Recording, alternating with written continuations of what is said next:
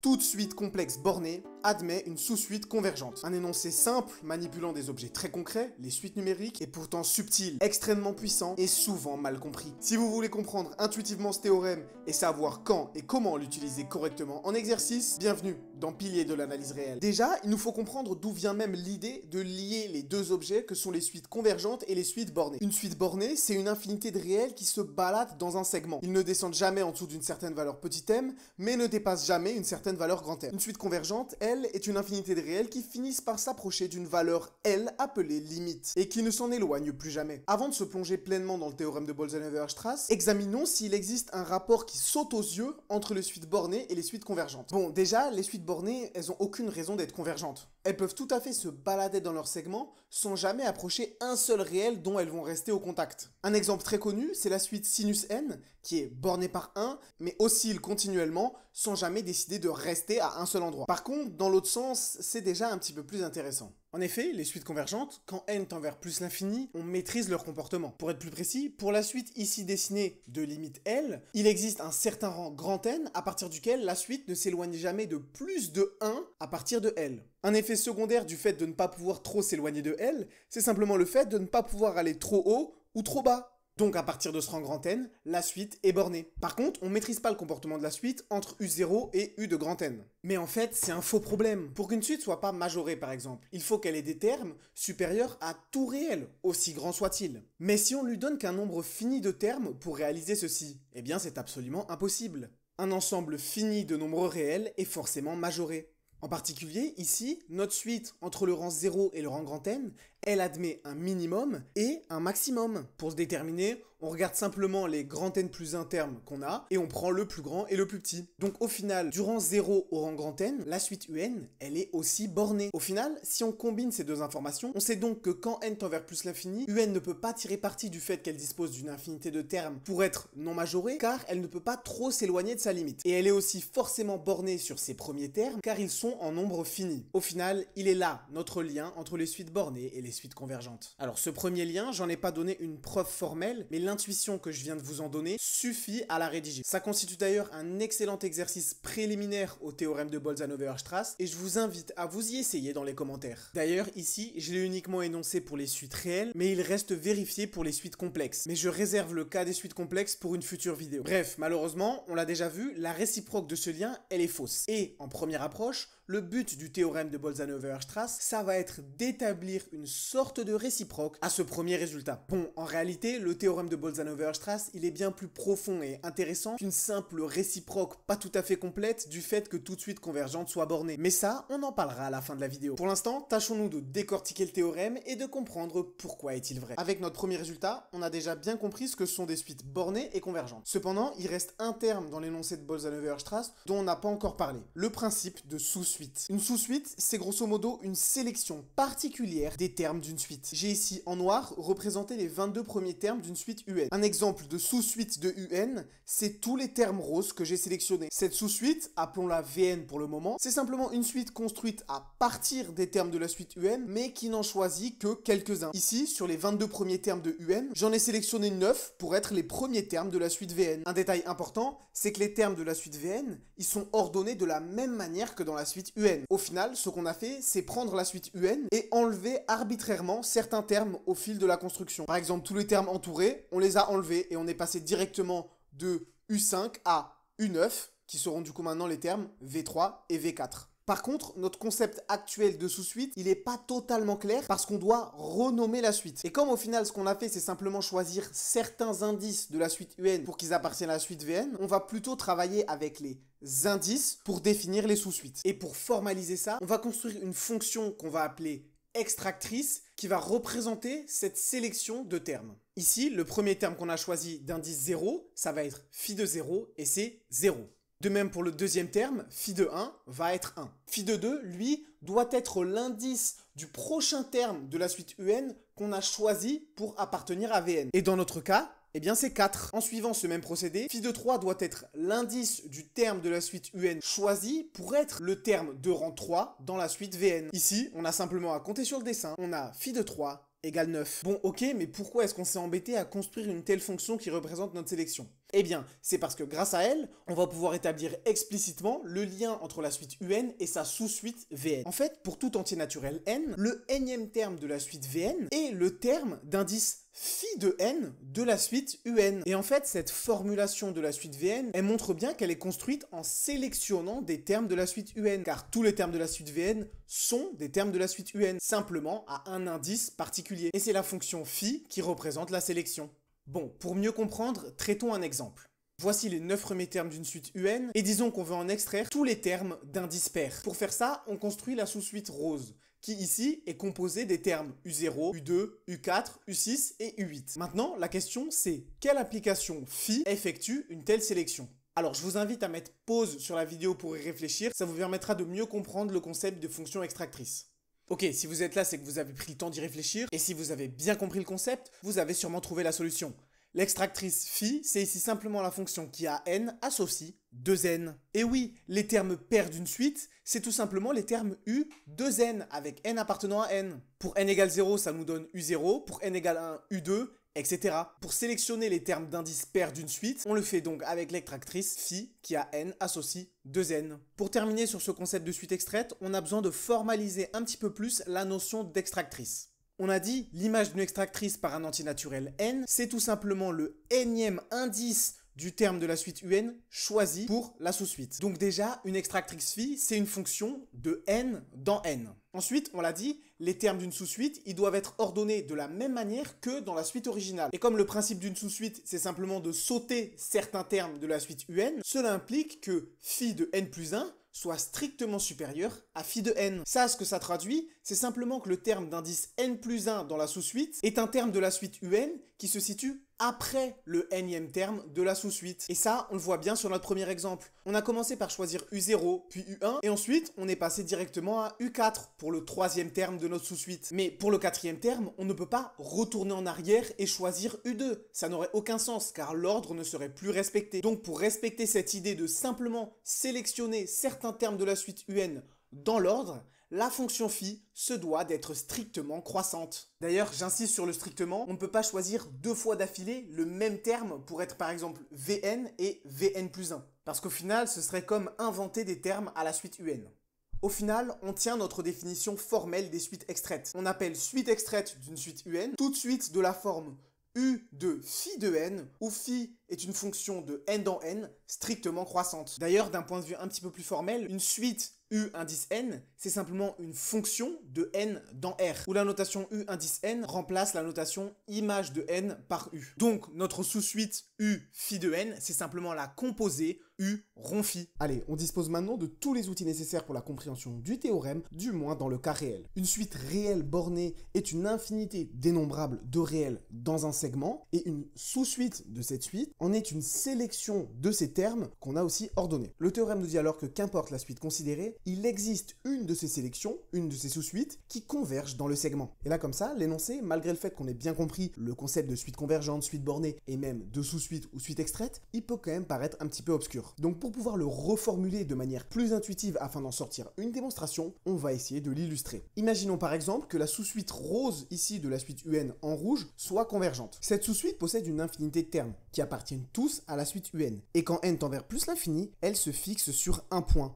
sa limite L. Ce que dit le théorème, c'est que ce type de comportement, il existe toujours au moins à un endroit dans le segment dans lequel la suite prend ses valeurs. Au final, l'existence d'une sous-suite convergente, c'est simplement l'existence d'une infinité de termes de la suite UN qui s'accumulent autour d'un point. D'ailleurs, je dis autour d'un point pour considérer le cas général, mais une sous-suite peut tout à fait stationner à un endroit. Par contre, ici, il y a une chose cruciale qui manque à cette équivalence informelle, qui est le fait qu'une sous-suite est une succession ordonnée de termes de la suite. Mais on s'en occupera plus tard. Pour l'instant, on va se concentrer sur cette deuxième assertion, en essayant de la comprendre intuitivement afin d'en dégager des éléments de preuve. Imaginons d'abord un nombre fini, aussi grand que l'on veut, de points dans un segment. Qu'importe à quel point le segment est petit, c'est absolument pas dur de placer tous les points assez loin les uns des autres. Si on a un nombre grand N de points à placer, il nous suffit de découper le segment en 1 sur n petites portions et de placer nos points aux extrémités de ces portions. Et là, ces termes n'ont absolument aucune raison de s'accumuler autour d'un point, même à un seul endroit précis. Et ce processus, je peux vraiment le réaliser pour n'importe n'importe quel nombre fini de points. Par contre, quand il y a une infinité de termes, si je continue à découper le segment avec plein de petites portions afin d'éloigner les points le plus possible les uns des autres, on va arriver à un problème. Au bout d'un certain temps, à force de découper, la distance entre les points va ne faire que de se réduire. Et on va par exemple placer un point en 1 et un autre en 1,0001. Et en continuant ce processus, malgré nos meilleurs efforts pour que les points restent les plus éloignés des uns des autres, ils vont se rapprocher. Et pour une infinité de réels, on manque de place dans le segment. Ces réels, ils doivent bien aller quelque part. Et ils peuvent pas le faire en gardant une distance de sécurité entre eux.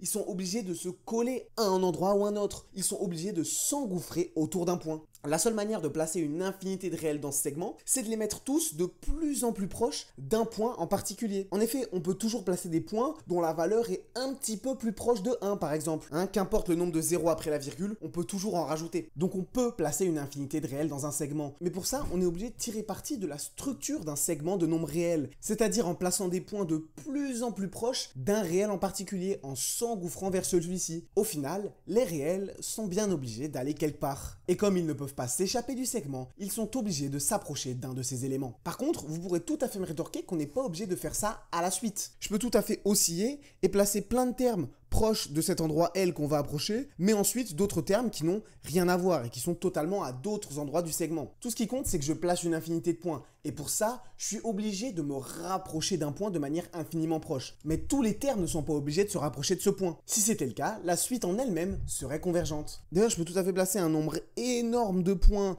autour d'un élément, par exemple L1, mais m'arrêter un moment, et donc ne pas en être infiniment proche pour une infinité de termes, tant que l'infinité va quelque part. Et c'est là où le concept de sous-suite rentre en jeu. Il existe toujours un moment à partir duquel une suite convergente se rapproche à une certaine distance de sa limite et ne s'en éloigne plus jamais. Mais ici, on a bien vu qu'il n'y a pas de raison que ça soit le cas. Il n'y a pas de raison qu'une suite à valeur dans un segment soit convergente. Parce qu'on peut tout à fait placer notre infinité de termes en s'engouffrant autour d'un point, tout en allant vagabonder à gauche à droite, n'importe quand, comme bon nous le semble. Par contre, si l'on sélectionne uniquement l'infinité de points que l'on a placés autour de ce point d'accumulation, on peut construire quelque chose. En faisant abstraction de tous les termes qui vont à gauche à droite à des moments aléatoires, on peut uniquement considérer les termes qui s'approchent de cet endroit où ils s'engouffrent. Et ça, c'est exactement construire une sous-suite convergente. Et la valeur vers laquelle cette sous-suite va converger est le point où les réels s'engouffrent. Intuitivement, ce que le théorème de Bolzano-Weierstrass nous dit, c'est que les valeurs d'une suite bornée sont bien obligées de s'accumuler autour d'au moins un point. Car on ne peut pas caler une infinité de points dans un segment d'une quelconque autre manière. Bon, mais avant de passer à la preuve, pour être sûr d'avoir bien compris cette idée, on va regarder quelques exemples. La suite définie par un égale -1 puissance n, et ce pour tout n appartenant à n. Cette suite, elle oscille constamment entre -1 et 1. En effet, multiplier -1 par lui-même un nombre pair de fois, ça nous redonne 1. Par contre, si on fait cette opération un nombre impair de fois, on obtient -1. On obtient donc une suite bornée, majorée par 1, minorée par -1, donc à valeur dans le segment -1, 1, qui ne fait qu'osciller entre deux valeurs. Alors évidemment, cette suite, elle n'est pas convergente, parce qu'elle reste jamais au contact de 1 ou au contact de -1. Elle fait constamment des sauts entre -1 et 1. Par contre, on voit bien, cette infinité de termes, ils s'accumulent bien autour de certains points. Parce que tous les termes pairs de la suite, ils valent 1. Et tous les termes impairs de la suite, ils valent -1. Donc au final, cette suite, pour placer un nombre infini de réels dans un segment, ce qu'elle fait, c'est simplement les placer sur deux valeurs distinctes. Et là, on en déduit immédiatement deux sous-suites convergentes évidentes. La sous-suite de UN constituée de ces termes pairs construite avec l'extractrice phi de n égale 2n tend vers 1 quand n tend vers plus l'infini, car elle stationne à 1. Et de manière analogue, la sous-suite des termes impairs de UN converge vers -1. Le théorème de Bolzano-Weierstrass est vérifié, la suite UN égale -1 puissance n admet bien une sous-suite convergente. Et ici, c'est encore mieux, son infinité de termes se rapproche de 2 points. Donc on peut extraire deux sous-suites qui tendent vers des valeurs différentes. Et ça, c'est pas le cas en général. Et ça nous invite à étudier le concept de valeur d'adhérence. Et c'est ce qu'on fera dans la prochaine vidéo. Ok, maintenant qu'on a bien compris avec cet exemple, on va essayer d'aller un petit peu plus loin dans l'intuition en partant de notre argument précédent afin de composer une esquisse de preuve avec les grandes étapes qui vont nous permettre de prouver ce théorème. On l'a dit, l'idée globale, c'est que les réels doivent bien aller quelque part. Il y a une infinité de termes de la suite dans ce segment, et donc il y en a forcément une infinité qui s'approche infiniment proche proche d'un des points du segment. Mais évidemment, en toute généralité, on ne sait absolument pas où se situe cette fameuse valeur. Mais nous, pour prouver le théorème, on veut bien prouver qu'une telle valeur existe. Donc il faut bien mettre le doigt dessus en quelque sorte. Et c'est ce qu'on va faire, mais pas vraiment de manière explicite. L'infinité de termes de la suite, on sait qu'elle existe. Et pour chercher où cette infinité s'engouffre, le plus naturel, c'est d'éliminer pas à pas tous les endroits où elle ne se situe pas. Soyons plus clairs. Je sais qu'il existe une infinité de termes de la suite dans le segment. Et cette infinité, elle est située dans au moins une des moitiés gauche ou droite du segment. Ça, c'est vrai par l'absurde. S'il y avait un nombre fini de termes de la suite dans chaque moitié du segment, alors par réunion, il y aurait un nombre fini de points de la suite dans l'entièreté du segment, ce qui est impossible. Donc l'infinité de termes de la suite, elle est située dans une des deux moitiés du segment. D'ailleurs, en réalité, on l'a vu avec l'exemple précédent, il pourrait y avoir une infinité de termes de part et d'autre du segment, mais ça ne nous intéresse pas. Nous, on en cherche au moins une. Donc, on va se contenter de dire qu'il existe une infinité soit à gauche, soit à droite. Dans notre exemple, il existe une infinité de termes de la suite dans la moitié droite du segment. Bon, c'est bien, on a avancé, mais c'est toujours pas super précis. Pour encore mieux mettre la main sur où se situe cette infinité de termes, on peut encore éliminer les endroits où elle ne se situe pas. Si on divise encore en deux la moitié de segment dont on sait qu'elle contient une infinité de termes de la suite UN, alors il existe encore une moitié de cette moitié où la suite UN admet une infinité de termes. Et ce, toujours par le fait que s'il y avait un nombre fini de termes de la suite UN dans les deux moitiés de ce segment, alors il y en aurait un nombre fini dans tout le segment, ce qui est impossible d'après l'étape précédente. Et là, pas à pas, on se rapproche de l'endroit où se situe l'infinité de termes de la suite UN, en éliminant à chaque étape une nouvelle portion du segment où elle ne se situe pas forcément. Et en continuant ce processus à l'infini, quelque chose de super intéressant va se passer. On va peu à peu enfermer les termes de la suite dans un segment dont la taille tend vers 0, car on le divise en deux à chaque fois et qu'on n'en choisit qu'une moitié qui contient une infinité de termes de la suite. Donc au final, on enferme peu à peu cette infinité de termes de la suite vers un seul point, un seul endroit, car les segments sont emboîtés et leur diamètre tend vers 0. Et là, ce processus, il légitime totalement notre intuition, du fait que les réels sont bien obligés d'aller quelque part. Ce quelque part, ce point dont on aimerait qu'il soit la limite d'une sous-suite de UN, eh bien on le cherche en éliminant tous les endroits où il n'est pas. Et ça, c'est ce qu'on appelle la méthode de dichotomie, le fait de diviser successivement en deux branches un objet, deux branches qui sont bien distinctes. Et ici, la distinction est que l'une d'entre elles est obligée de contenir une infinité de termes de la suite UN. En particulier, ici, on utilise la méthode de dichotomie pour créer une suite de segments emboîtés.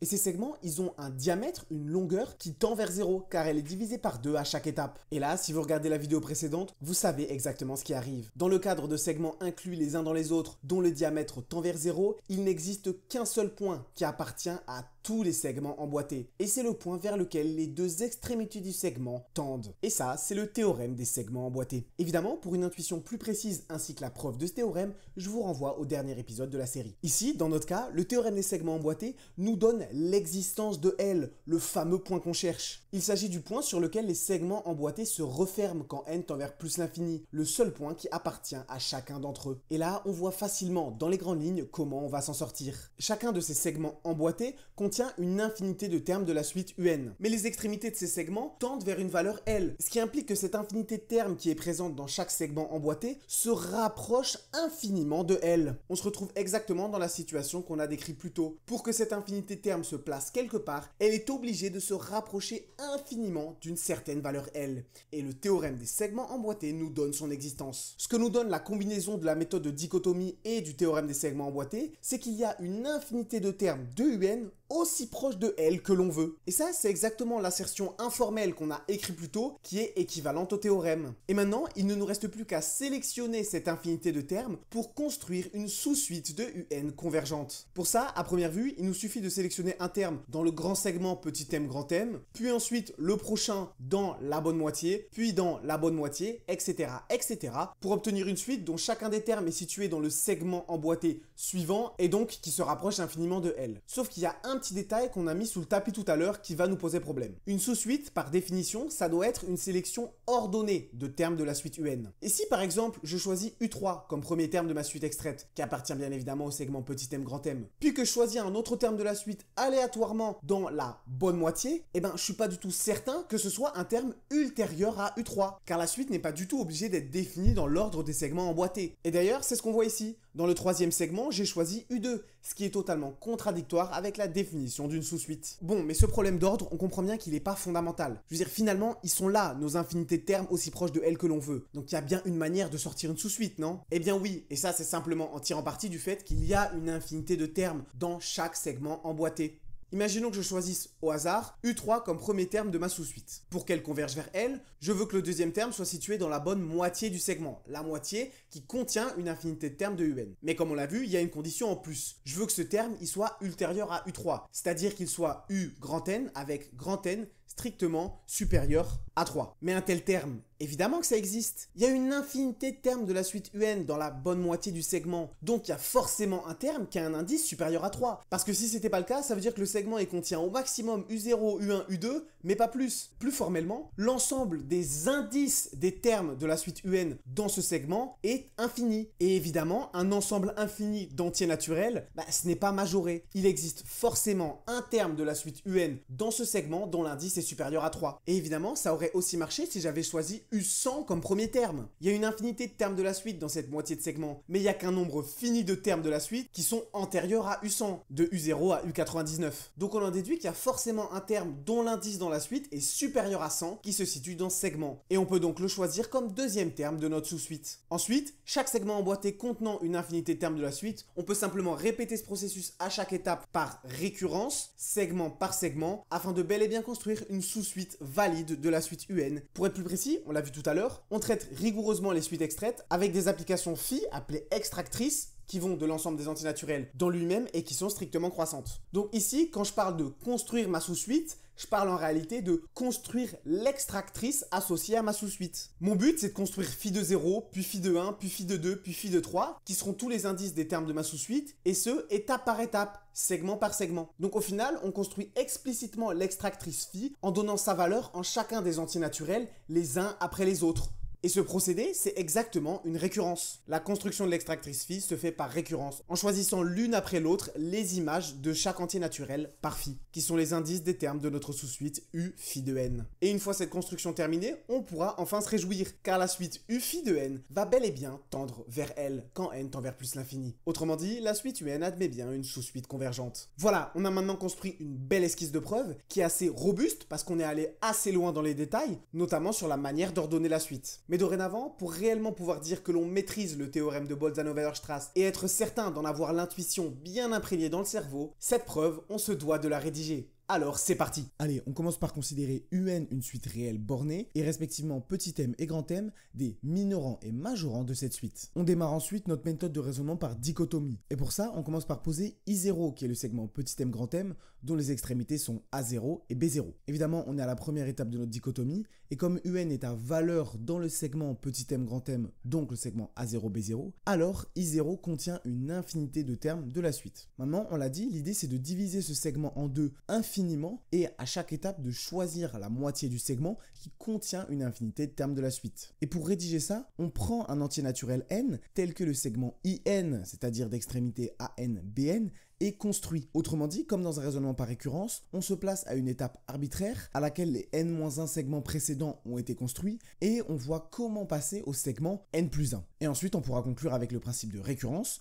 On a réussi à construire I0 et d'une étape IN, on peut toujours passer à l'étape IN+1. Donc de l'étape I0, on passe à l'étape I1, puis I2, puis I3, etc. Et on peut construire l'entièreté d'une suite de segments IN. Bref, allons-y et construisons le segment IN+1 à partir du segment IN. On sait que le segment IN contient une infinité de termes de la suite, ce qui implique que l'un des segments AN plus BN sur 2 ou AN plus BN sur 2, BN contient une infinité de termes de la suite. Car sinon, le segment ANBN en entier contiendrait un nombre fini de termes de la suite, ce qui est absurde. J'ai représenté la situation sur le schéma A. Maintenant, on pose IN+1 qui a pour extrémité AN+1 et BN+1 un tel segment, c'est-à-dire un segment parmi ces deux moitiés qui contient une infinité de termes de la suite. Pour être plus précis, si IN+1 est le segment rose ici, on choisit AN+1 comme AN plus BN sur 2, c'est-à-dire on passe l'extrémité gauche à la moitié du segment et on ne bouge pas l'extrémité droite, donc BN+1 égale BN. Et dans le cas où IN+1 est le segment rouge, alors on passe l'extrémité BN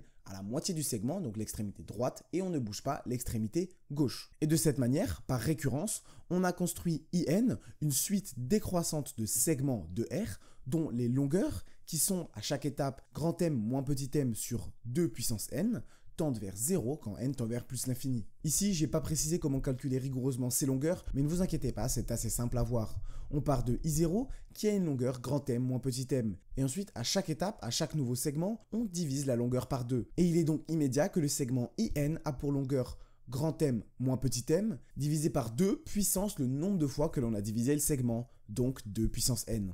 Et là, on peut maintenant passer à l'étape 3 de notre raisonnement et appliquer le théorème des segments emboîtés, qui nous dit qu'il existe un réel L tel que l'intersection de tous les segments IN est réduite au singleton L. Autrement dit, L est le seul réel appartenant à tous les segments emboîtés, c'est-à-dire que les segments emboîtés se referment sur L. Et ce résultat, il est caractérisé par les extrémités du segment par le fait qu'elles tendent toutes les deux vers L quand n tend vers plus l'infini. On dispose maintenant de tous les objets et outils nécessaires à la construction de notre sous-suite convergente. D'une part, la suite de segments emboîtés qui contiennent une infinité de termes de la suite UN, et d'autre part, le réel L que ces segments emboîtés enferment à l'infini. Et on peut donc commencer la construction de l'extractrice phi par récurrence, de manière analogue à la construction de la suite de segments. Bon, pour le premier indice de notre suite extraite, j'ai simplement posé phi0 égale 0. L'idée, c'est simplement de choisir un terme au hasard de la suite qui est dans le segment I0, c'est-à-dire A0, B0, mais comme tous les termes de la suite y appartiennent, eh bien je peux simplement dire que U0 y appartient forcément. Donc on a U phi 0 qui appartient à I0. Maintenant, exactement comme pour la construction des segments emboîtés, on se place à une étape arbitraire où les n plus 1 premières valeurs de phi ont été construites. Évidemment, ces entiers naturels phi de 0, phi de 1, etc. jusqu'à phi de n, ils doivent vérifier les deux conditions que l'on veut. La première, c'est qu'ils soient strictement chacun inférieurs au suivant, ce qui va permettre de définir correctement la sous-suite. Et la deuxième, c'est évidemment que pour tout i appartenant à 0n, U phi de i appartiennent au segment II. Ce qui veut simplement dire que le ième terme de notre sous-suite appartient au ième segment emboîté. Je rappelle, comme on fonctionne par récurrence et qu'on a déjà réussi à définir phi de 0, il nous suffit de réussir à définir phi de n plus 1 à partir de tous les nombres précédents phi de n pour conclure sur l'existence de phi. Au final, ce qu'on veut faire, c'est simplement choisir un nombre phi de n plus 1 tel que U de phi de n plus 1 appartiennent au segment IN plus 1, mais qui soit aussi supérieur à phi de n. Bon, étant donné que par construction, le segment IN plus 1 contient une infinité de termes de la suite UN, c'est pas très compliqué de choisir un terme de la suite UN qui lui appartient. Par contre, il y a une petite subtilité pour s'assurer que l'indice du terme que l'on choisit soit supérieur à l'indice précédent de la suite extraite, c'est-à-dire le nombre phi de n. Et là, comme on l'a dit tout à l'heure, l'argument est le suivant. Il y a une infinité de termes de la suite UN dans le segment IN plus 1, donc l'ensemble des indices des termes de la suite UN présents dans ce segment est une partie infinie de l'ensemble des entiers naturels, donc n'est évidemment pas majoré. Et on peut donc dire qu'il existe un indice P appartenant à n, tel que P soit supérieur à phi de n, car l'ensemble des indices n'est pas majoré par phi de n, et tel que UP appartiennent au segment IN plus 1. J'insiste, ce P il existe parce que cet ensemble d'indices, c'est un ensemble infini d'entiers naturels. Et s'il était majoré par phi de n, cela voudrait dire qu'il ne contient que des entiers naturels inférieurs à phi de n. Mais de tels entiers naturels, il n'en existe qu'un nombre fini, phi de n plus 1 pour être exact. Donc c'est absurde. Bref, grâce à cet argument, P répond totalement aux conditions nécessaires pour être phi de n plus 1. Et c'est donc exactement ce que l'on pose. Et là, on a réussi à passer de la construction de phi de n à la construction de phi de n plus 1. Et on a alors construit par récurrence une application phi de l'ensemble des entiers naturels dans lui-même strictement croissante, telle que pour tout n appartenant à n, U de phi de n appartiennent au segment IN, c'est-à-dire soit encadré par AN et BN. Et là, il n'y a plus qu'à conclure par un simple théorème des gendarmes. En effet, les suites AN et BN convergent toutes deux vers L, donc elles enferment les termes de la suite U phi de n de plus en plus proches de L, et ils ne peuvent jamais s'en éloigner. Et ça, c'est exactement la même chose que de dire que U phi de n admet une limite quand n tend vers plus l'infini, et que cette limite est L. Encore une fois, je vais porter votre attention sur un petit détail. Le théorème des gendarmes, ici, il est vraiment utilisé comme théorème d'existence. Une suite encadrée par deux suites convergentes vers la même limite convergent, et c'est vraiment ça le résultat important. Une fois qu'on sait ça, en bonus, un passage à la limite à gauche et à droite dans les inégalités nous permet de conclure sur la valeur de cette limite, qui est exactement la même que la valeur de la limite des suites AN et BN. Mais ce qui est vraiment important, c'est l'existence de cette limite. Bref, au final, on a enfin réussi à extraire une sous-suite de UN qui convergent, ce qui achève la preuve du théorème de Bolzano-Weierstrass dans R. Dans cette vidéo, on n'a pas traité le cas des suites complexes, car je considère qu'une vidéo à part entière est nécessaire pour le traiter de la manière la plus intuitive possible. Cela dit, au final, c'est bien le résultat pour les segments de R qui est la base fondamentale de la démonstration pour le cas complexe. Donc bien comprendre cette première démonstration vous arme parfaitement pour comprendre la suivante. En fait, si on prend un petit peu de recul, ce théorème dans le cas réel, c'est une introduction à une notion de topologie super importante, les espaces compacts. En quelque sorte, les espaces compacts, c'est un petit peu la version topologique des ensembles finis. Ce sont des ensembles qui, pour contenir une infinité de termes, sont obligés de faire accumuler les termes quelque part. Mais tout ça, évidemment, on le verra beaucoup plus en détail dans une future série Isomath sur la topologie des espaces vectoriels normés. Mais en attendant, la prochaine vidéo traitera d'un exercice d'application super important du théorème de Bolzano-Weierstrass qui vous permettra de comprendre de manière intuitive quand et comment l'utiliser. D'ici là, pour ne rien louper, n'oubliez pas de liker la vidéo, de vous abonner et de la partager à quiconque elle pourrait être utile. Et quant à moi, je vous dis à la prochaine pour une nouvelle vidéo sur Isomath.